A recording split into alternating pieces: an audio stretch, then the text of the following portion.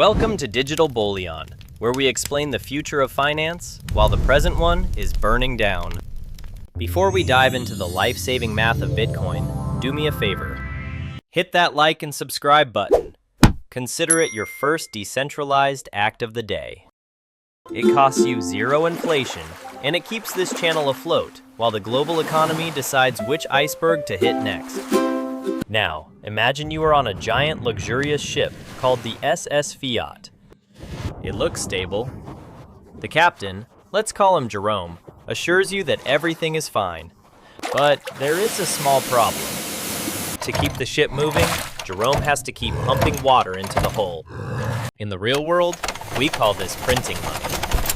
Every time the central bank prints a new dollar, the dollar in your pocket loses a tiny bit of its soul.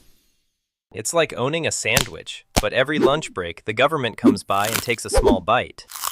After a few decades, you are just holding a soggy napkin and wondering why you can't afford a house anymore.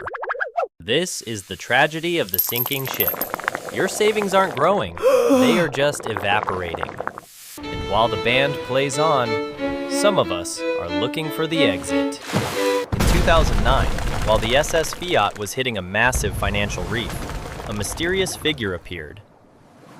Satoshi Nakamoto threw a strange-looking object into the water. It wasn't a wooden boat. It was a digital life raft made of pure, unadulterated math. He called it Bitcoin. The people on the big ship laughed. They said, "Look at that nerd on the floating calculator." That's not real money. Real money is paper with dead presidents on it. But Satoshi's life raft had one rule that the big ship hated. The rule of 21 million. On the SS Fiat, the captain can print as many seats as he wants, making your seat less valuable. On the Bitcoin life raft, there are only 21 million seats. Total. Forever. No exceptions.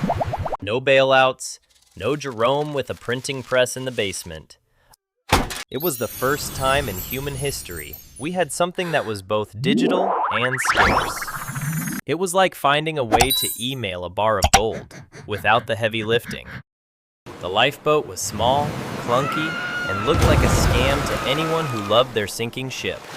But it was the only thing in the water that wasn't designed to leak. So how does this digital life raft actually stay afloat without a captain? In Bitcoin, we replace the captain with a giant, transparent glass book called the ledger. Or, if you want to sound smart at parties, the blockchain. Imagine every passenger on this raft has a copy of this book. Every time someone moves from one seat to another, everyone writes it down. If I try to lie and say I have 10 crackers when I only have one, everyone looks at their books. They see I'm a liar, and they ignore me. It's the ultimate form of peer pressure. There is no manager to complain to. There is no help desk. There is only the math. If the book says you have zero, you have zero. This transparency is what makes the raft unsinkable, because it's made of honesty. But a raft doesn't move itself, it needs power. On the Bitcoin raft, we have the rowers. We call them miners. These aren't guys with pickaxes. They are giant warehouses full of computers solving math puzzles. Solving these puzzles is the only way to lock the pages of the glass book. Every 10 minutes, a rower wins the race and padlocks the latest page. As a reward for their hard work and electricity, the system gives them brand new Bitcoin. It's a brutal and expensive job. It's why nobody can fake a transaction. To hack Bitcoin, you'd have to outrow every single miner on the planet. The rowers keep the engine humming, and in return, they get a piece of the future. On the SS Fiat, the captain duplicates deck chairs out of thin air. The more chairs he makes, the less your chair is worth. But the Bitcoin life raft has a biological clock. It's hard-coded. There will only ever be 21 million Bitcoins, period. In a world where everything expands forever, Bitcoin is shrinking in relative supply. Every 4 years, an event called the halving occurs. It's like the rowers suddenly getting half as much bread for the same work. This makes Bitcoin hard money. You can't just wish more of it into existence. If the world decides to get on the raft, these seats become the most expensive real estate. But the Bitcoin Life Raft is a mechanical bull in a hurricane. One day you are at 60,000 feet, picking colors for your imaginary Lamborghini. The next morning, the raft has dropped 30% because of a billionaire's tweet. This is volatility. It's the price you pay for being early to the future. The people on the big ship look over and laugh. Look, the raft is crashing. It's a scam. But while they are busy laughing, their own ship has sunk another 5 inches into the ocean. The raft isn't breaking. It's just finding its balance in a very unstable ocean. As the raft gains value, it attracts unwanted attention. I'm talking about the sharks. They'll swim up and say, "Give me your Bitcoin and I'll double it with my secret algorithm." If someone promises guaranteed returns on the digital raft, they are trying to pull you in. In crypto, if you aren't holding your own keys, you don't own your seat. Not your keys, not your coins. If you trust a pirate, don't be surprised when they sail away.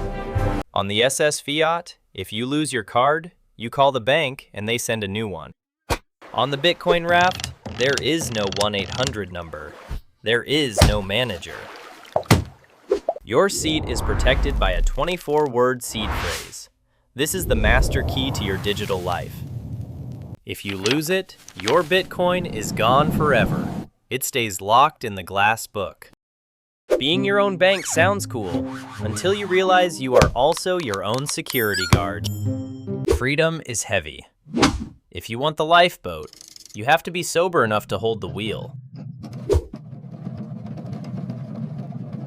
Is the Bitcoin raft going to pick up everyone? Or just become a luxury yacht for the 1%? Right now, we are in the middle of a global transition. The lifeboat is evolving. It's getting faster. It's getting easier to use. Money doesn't have to be controlled by a government to be real. The SS Fiat is still sinking, and you are still standing there holding your soggy sandwich. Bitcoin isn't a get-rich-quick scheme. It's a don't-get-poor-slowly scheme. You don't have to live on the raft tomorrow, but you might want to learn how to row. When the water reaches the upper deck, you'll be glad you have a seat. Thanks for watching Digital Bullion. Stay safe, keep your keys private. I'll see you on the other side of the wave.